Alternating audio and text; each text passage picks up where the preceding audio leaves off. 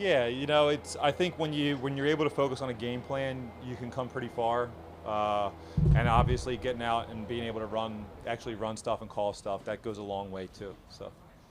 Joe, it's looking like there's a decent chance you could start Sunday if DTR is not out of concussion protocol. Your thoughts on, just a couple weeks ago you're waiting for an opportunity. Now you're going to be potentially starting on Sunday against the Rams. I think that's it. I mean, just opportunity. I think, I love playing this game, and anytime an opportunity, kind of presents itself, you just got to be patient and, see what's in store for you. And, that's what I'm doing right now. I'm taking it day by day and just trying to, go about my business and, see where it takes us. It's got to be exciting, though, that you're going to have that opportunity so quickly after signing. It's definitely exciting, the idea of it, There's a lot of things, about being at this point in my life that make it really exciting, even besides just playing the game of football. There's so many things that add to it now, having young kids and feeling their excitement about it. And when you are away, you just, it puts things in perspective a little bit. And, like I said, you just try to, let these opportunities take care of themselves and do your best to be ready for them. People were talking about this morning, like how in the huddle your play calling is just your comfort level. So does that just come from your 16 seasons in the league, or does that come from just the way that you've been acclimated to this team so fast? Listen, I think any time that you've done something for so long, then yeah, it's like riding a bike. You get in the huddle and you call a play. I will say, like the first walkthrough I did yesterday, it took 5 plays to kind of like get back in the rhythm of doing things. And there's different words, so you got to get used to like hearing them and then actually saying them, not just picturing them on a screen. So it's so valuable to be able to get some reps like that in the case that you do play, because, like I said, that's easy stuff, but you do take it for granted. But yeah, I definitely have the years of experience to help me out a little bit. It was Sunday, just being able to be on the sidelines, have the earpiece in, and kind of hear how everything operates on a game day with this team. How much did that help you? Yeah, listen, I don't know if you're totally aware of it at the time, but I think looking back and having the possibility of playing this week, it's definitely a help to be around as long as you can be and get a feel for how all the operations are. Get a feel for guys on the sideline and how they go about things, where they sit, who goes over things with who. So the whole process, I think, looking back, definitely breaks you in a little bit. Joe, Alex Van Pelt, your offensive coordinator, said today, scale 1 to 5, arm strength, you've got a 5. Have you felt that as you kind of worked your way back into the flow of things? Listen, my arm feels good. I think I did a decent job of keeping it in shape. I think no matter what, when you come back here and you have a little bit of nerves and you're because of those nerves, you're pushing a little bit extra hard, and you want to leave a good first impression. You always press a little bit, so there's always that extra little level, I think, that you got to get your arm ready to go. That's hard to do when you're on your own. But honestly, I don't think about, my arm feels good. Besides that, I don't think about the strength of it and all that. I'm just trying to make the throws. I'm trying to make the throws with touch, make the throws that I need to put in there. I'm trying to put them in there. I'm worried about being on time, in rhythm, and all those things more than I am about, how strong the ball's getting there. Joe, what did you definitively that you are going to start? I mean, we didn't have Kevin today, so we're just kind of dancing around the topic. But I mean, can we say you are starting this game on Sunday?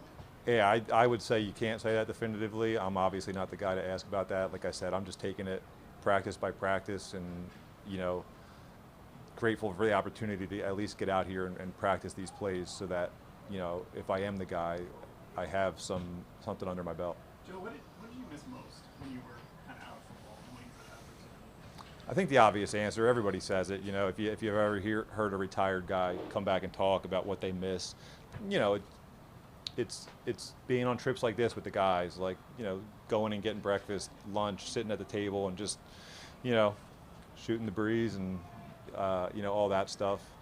I tell you, like out here yesterday, you always have, like I said, I talked about having like a little bit of nerves, wanting to make good impressions, and you come out here and you've done a million Wednesday practices, but you want to have a good one. And then to go out there and feel like you did have a good one is the excitement, the what you feel inside, just over a practice. I don't know. There's not too many things that are better in the world than just, you know, playing good sound football and feeling good about it. You know, that's what winning is all about. It's about doing it with your teammates and enjoying that experience. So you miss that. The QBO line dinner, does the new guy have to pick up the tab? I definitely we went out to dinner when we got here. I definitely helped out, but there are some other veterans in the room. I can't take I can't take credit for like picking up the bill, but I did help out. Listen, I've been around forever. I know everybody likes to put it on rookies and things like that, but you know that's all good and fun. But that's not really how the culture is. You want to take care of your guys and all that, so you have fun. So last week you said you thought you had plenty left in the tank, and AVP said today that when he saw you practice yesterday, he said the same thing, right? Joe's right. But you talked about having those nerves and feeling that emotion. So did yesterday prove something to yourself even? Did you have some doubts? No, I didn't have doubts about how I can go out there and do things. I think it's just the excitement of getting it back out there and being able to do it and wanting to do well. And listen, just because I have a lot left in the tank doesn't mean I'm going to come out here and make every single throw and not make mistakes. I think at least on the practice field, it's learning to embrace those things and get better from them and move on and use them as a learning experience.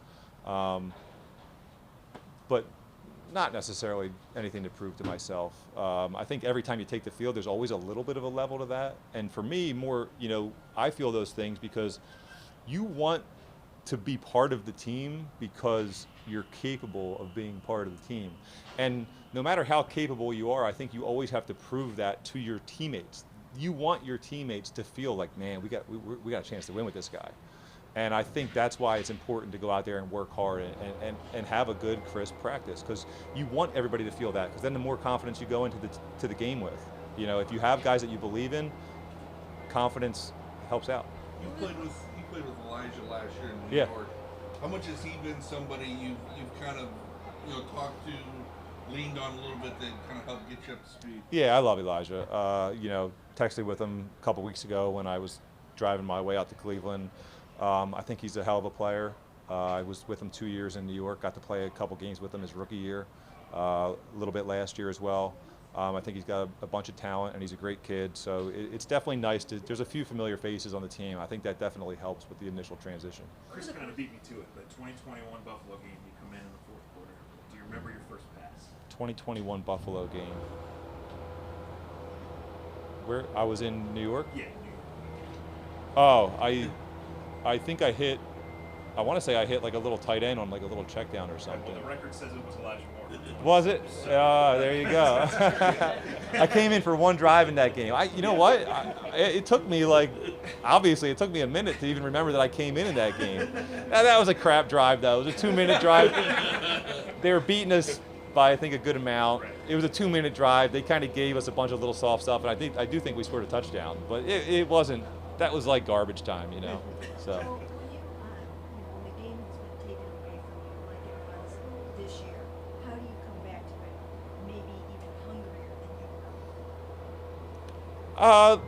You know, the last couple years I haven't been the guy, so I've had a little taste of not being able to play. So it just, you know, it definitely makes you grateful for the opportunities, and you realize when you're sitting over on the sidelines what you're missing. And you realize when you do get that little bit of a taste, like I have the last couple of years, I've always gotten a little taste of going out there and playing with the guys and all that stuff. And, you know, so you endure all these tough times where you're not the guy. And then like last year, at the end of the year, I got to play against Miami in the last game of the season. And you remember what you're doing it for, and you remember how awesome it is, and all those things. And so it definitely puts things in perspective. I think every now and then, you know, eventually everybody views their profession as a job at some level. And, you know, we always say, like, we're not really working, we're just doing what we did as kids. But I think you always are going to view it as a job to some level. And I think when you get a little bit of time to not be able to do what you love to do, it does give you that chance to, stop and reflect and say, man, it is a kid's game. And how much, and you realize how much you do love it and how much we are lucky to do what we are doing, so. A couple more? A lot of the wide receivers, especially Amari, have talked about the importance of communication over the course of the season. So just like in this week, this past week, how have you noticed that communication with them, especially helping you? Yeah, well, see, the thing is we have a couple days to get, you know, on the same page, and not everything's going to be perfect, and you know, you got to save guys' legs. So guys aren't going to be getting a ton of reps. So a lot of it, I would say early on, is going to be feel, and then you take that feel, and I've had a bunch of reps with a handful of guys out here, and you start to see how they're going to run routes, and then you communicate with them, or hey, if you get press here, how can I expect you to do it? And it might not be exactly how it happens in the game, but at least you have a little base of what to expect. That's why coming out here and practicing is so important, because you get to run the plays, and you get to see those little issues that are going to come up, and it just naturally sparks those conversations. A lot of the guys have been dropping balls over the past couple of weeks, and sometimes changing quarterback after quarterback after quarterback can leave you in a place where it's difficult to adjust to the ball and whatnot. We haven't been able to watch much practice, but have there been plenty of balls ending up in receivers' hands, at least in practice? And I don't know if we've had any drops. I missed a few guys on, missed a couple guys. I think I missed Elijah on a double move yesterday, and missed him on a double move today. But besides that, I don't know. Sometimes drops. Listen, you want to play well as an offense, and you want to go out there and put points on the board, and you start to press a little bit. You fight a little bit too hard, and then your body's like a little bit off. You're not just running smooth, and all those things. There's a lot of things that go into that. So I think the more that we can kind of get into the groove and guys can feel confident about everything, then those things will stop. I think it's usually more, a little bit more mental and just kind of fighting too hard, pressing a little bit where those mistakes happen. do you think that because you've been around so long that you'll be able to maybe calm the waters a little bit? I mean, if that starts to happen, you've got that calming presence in the huddle where you can settle everybody down a bit? Yeah, listen, I hope it's not needed, but I definitely believe it's the job of a quarterback to make sure that, he's somebody that people can look at, and, if they're not sure how to react to a situation, they should be able to look at that guy and see how they should react. So, like I said, hopefully, we don't need too much of that, but these NFL games, they're all hard. There's going to be some point where we're going to need to fight through some stuff, and if needed, hopefully I can be that guy that they'll look at. Joe, you told us last week you were throwing, but not to pro guys. Like, was it high school guys? Was it like, paint the picture for us? No, it's like me and my brother out there on the field, spot throwing for each other, spot catching, keeping our arms in shape, doing a little bit of running, keeping the legs in shape. But, in terms of throwing, it wasn't like it was anything crazy. It was two, 3 times a week, making sure that I didn't overdo it. But, when I came back, if I got on a team that I wasn't going to be overloaded with, a practice, and then by the time Sunday came around, if I needed to play, my arm wasn't going to feel the way I wanted it to feel. But listen, like, that's really what it's all about. I mean, how many, no matter if you're throwing, it'd probably be worse, honestly, if I was throwing the high school guys, and then all of a sudden I get out here and guys are running 4.4s, and those guys are running 4.9s, Nothing against those guys back at home, but, it's one of those things that I think your eyes and your arm, they all adapt to. You just have to have confidence and trust that it's, the guys are going to be in the right spot. How about your first Last game one. back, having Aaron Donald possibly very proud of you? What's it like having faced him first time back? Aaron's a hell of a player, but you trust the guys in front of you. There's so many good players in this league, and no matter what the team, there's somebody that is on the other side that you have to worry about because they're that level of player. I mean, we have our guys as well. So I remember back in high school, you look across the field and you're like, wow, look at that guy, and he's so much different than everybody. When you get to the NFL, you look out there and they're all like that. And it's just like, I think the one time I've ever looked across the ball and was actually like a little bit like taken back was my rookie year. We played in Dallas, and they had DeMarcus Ware, Canny. They had like 3 or 4 guys, and the first time we got the ball, we were on like backed up on the 1-yard line, and I remember running out and like looking up at those guys, and I swear to God they were as tall as this roof is right here.